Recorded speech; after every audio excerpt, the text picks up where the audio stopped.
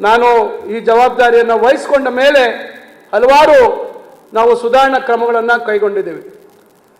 ಮುಖ್ಯವಾಗಿ ತಮಗೆ ಗೊತ್ತಿದೆ, ದೊಡ್ಡ ಮಟ್ಟದಲ್ಲಿ ನಮ್ಮ ಉನ್ನತ ಶಿಕ್ಷಣ ಇಲಾಖೆಯಲ್ಲಿ ಅತಿಥಿ ಉಪನ್ಯಾಸಕರನ್ನು ಬಳಸಿಕೊಂಡು ನಾವು ಇವತ್ತು ಗುಣಮಟ್ಟದ ಶಿಕ್ಷಣ ಕೊಡ್ತಕ್ಕಂಥ ಒಂದು ಪ್ರಯತ್ನವನ್ನು ನಾವು ಮಾಡ್ತಾ ಇದ್ದೇವೆ.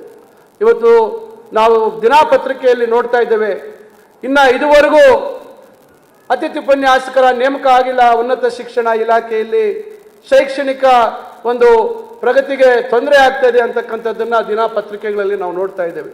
ಕಾರಣ ತಮಗೆ ಗೊತ್ತಿದೆ, ಇವತ್ತು ನ್ಯಾಯಾಲಯದಲ್ಲಿ UGCಯ ಏನು ನಿಯಮಗಳ ಅಡಿಯಲ್ಲಿ ಯಾರು ಅರ್ಹತೆಯನ್ನು ಹೊಂದಿದ್ದಾರೆ, ಯಾರು UGCಯ ನಿಯಮಗಳ ಅಡಿಯಲ್ಲಿ ಅರ್ಹತೆ ಹೊಂದದೇ ಇರತಕ್ಕಂಥವರು, ಈ ಎರಡು ವಿಚಾರಗಳ ಬಗ್ಗೆ ಇವತ್ತು ನ್ಯಾಯಾಲಯದ ಮುಂದೆ ಇರ್ತಕ್ಕಂಥ ಒಂದು ಸಮಸ್ಯೆ ಇವತ್ತು ನಮ್ಮನ್ನು ಕಾಡ್ತಾ ಇದೆ. ನಾವು ಇದೇ ಅತಿಥಿ ಉಪನ್ಯಾಸಕರು ಸುಮಾರು 15-20 ವರ್ಷಗಳು ಅವರು ಅರ್ಹತೆ ಇಲ್ಲ ಅಂತ ಹೇಳಿ ಇವತ್ತು ಯಾರು ಹೇಳ್ತಾ ಇದ್ದೇವೆ, ಅವರನ್ನ ನಾವು ಬಳಸ್ಕೊಂಡು ಇವತ್ತು ಇದುವರೆಗೂ ನಾವು ನಮ್ಮ ಪ್ರಯಾಣವನ್ನು ನಾವು ಮಾಡಿದ್ದೇವೆ.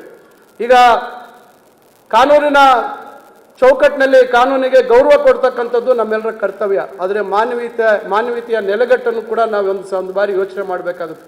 ಇವೆಲ್ಲದರ ನಡುವೆ ಇವತ್ತು ನಾವು ಸಿಕ್ಕಾಕೊಂಡಿರ್ತಕ್ಕಂಥದ್ರು. ಈಗ ಬಹುಶಃ ನಿನ್ನೆ ಅಂತಿಮವಾಗಿ ವಾದ ವಿವಾದ ಆಗಿದೆ.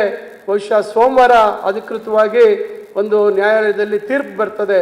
ಆ ತೀರ್ಪಿನ ಅಡಿಯಲ್ಲಿ ನಾವು ತಕ್ಷಣ ಅತಿಥಿ ಉಪನ್ಯಾಸಕರ ನೇಮಕಾತಿ ಪ್ರಕ್ರಿಯೆಗಳನ್ನು ಪ್ರಾರಂಭ ಮಾಡ್ತಕ್ಕಂಥದ್ದಕ್ಕೆ ಸಜ್ಜಾಗಿದ್ದೇವೆ.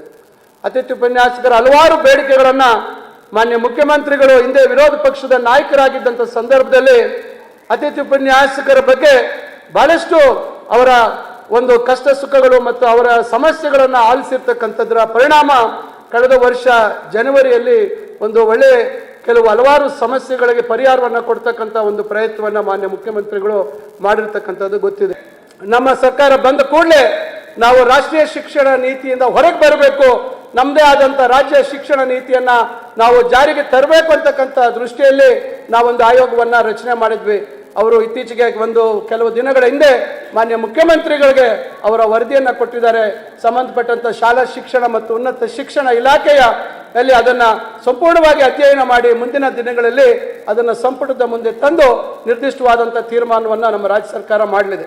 ಈ ರೀತಿ ಬದಲಾವಣೆಗಳನ್ನು ತರ್ತಕ್ಕಂಥ ಪ್ರಯತ್ನದ ಜೊತೆಗೆ ನಾವು ಮತ್ತೊಂದು ಮಹತ್ತರವಾದಂಥ ಹೆಜ್ಜೆ, ಮಾನ್ಯ ಮುಖ್ಯಮಂತ್ರಿಗಳು ನಮಗೆ 2,500 ಕೋಟಿ ರೂಪಾಯಿಯನ್ನು ನಮ್ಮ ಇಲಾಖೆಯಲ್ಲಿ ನಮ್ಮ ಏಷ್ಯನ್ ಡೆವಲಪ್ಮೆಂಟ್ ಬ್ಯಾಂಕ್ ಮುಖಾಂತರ ಒಂದು ಟ್ರಾನ್ಸ್ಫಾರ್ಮೇಷನ್ ಆಫ್ ಹೈಯರ್ ಎಜುಕೇಷನ್ ಅಂತಕ್ಕಂಥ ಹೆಸರಿನ ಅಡಿಯಲ್ಲಿ ಒಂದು ಮಹತ್ತರವಾದಂಥ ಹೆಜ್ಜೆಯನ್ನು ಇಡ್ತಕ್ಕಂಥ ಒಂದು ಪ್ರಯತ್ನ ಮಾಡಿ ಮಾನ್ಯ ಮುಖ್ಯಮಂತ್ರಿಗಳು IIIದಲ್ಲಿ 2,000 ನಾವು ಶಿಕ್ಷಕರ ಅಂದರೆ ಬೋಧಕರ ನೇಮಕಾತಿಗೆ IIIದಲ್ಲಿ ಘೋಷಣೆ ಮಾಡಿದ್ದಾರೆ. ಈಗಾಗಲೇ ಆ ಪ್ರಕ್ರಿಯೆಗಳನ್ನು ನಾವು ಪ್ರಾರಂಭ ಮಾಡಿದ್ದೀವಿ. ಶಾಲಾ ಶಿಕ್ಷಣ ಮತ್ತು ತಾಂತ್ರಿಕ ಶಿಕ್ಷಣ ಇವೆರಡೂ ಕಡೆ ನಾವು ಹೆಚ್ಚಿನ ಸಂಖ್ಯೆಯಲ್ಲಿ ಒಂದು ನೇಮಕಾತಿ ಪ್ರಕ್ರಿಯೆಗಳನ್ನು ಈಗ ಒಳ ಮೀಸಲಾತಿ ಸಮಸ್ಯೆ ಕೂಡ ಬಗೆಹರಿದಿರೋದ್ರಿಂದ ಆದಷ್ಟು ತ್ವರಿತವಾಗಿ ಅದಕ್ಕೆ ಕೂಡ ನೇಮಕಾತಿಯ ಒಂದು ಪ್ರಕಟಣೆಯನ್ನು ಮಾಡ್ತಕ್ಕಂಥ ಒಂದು ಕೆಲಸಕ್ಕೂ ಕೂಡ ನಾವು ಈಗಾಗಲೇ ಎಲ್ಲ ಚಾಲನೆ ಕೊಡುವಂಥ ಕೆಲಸವನ್ನು ನಾವು ಮಾಡಿದ್ದೇವೆ. ಈ ರೀತಿ ಹಲವಾರು ಪ್ರಯತ್ನಗಳ ಜೊತೆಯಲ್ಲಿ ತಮಗೆ ಗೊತ್ತಿದೆ, ಬಹಳ ವರ್ಷಗಳಿಂದ ನಮ್ಮ ಪದವಿ ಕಾಲೇಜುಗಳಲ್ಲಿ ಪ್ರಾಂಶುಪಾಲರಿಲ್ಲ.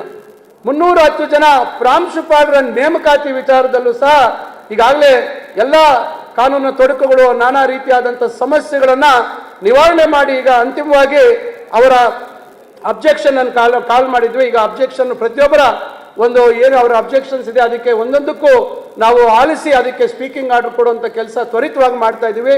ಬಹುಶಃ ಇನ್ನು ಕೆಲವು ದಿನಗಳಲ್ಲಿ ಆ ಒಂದು ನೇಮಕಾತಿ ಪ್ರಕ್ರಿಯೆ ಕೂಡ ಪೂರ್ಣ ಮಾಡ್ತೀವಿ ಅಂತಕ್ಕಂಥದ್ದನ್ನು ಈ ಸಂದರ್ಭದಲ್ಲಿ ನಾನು ತಮಗೆ ಹೇಳಲಿಕ್ಕೆ ಬಯಸ್ತೇನೆ.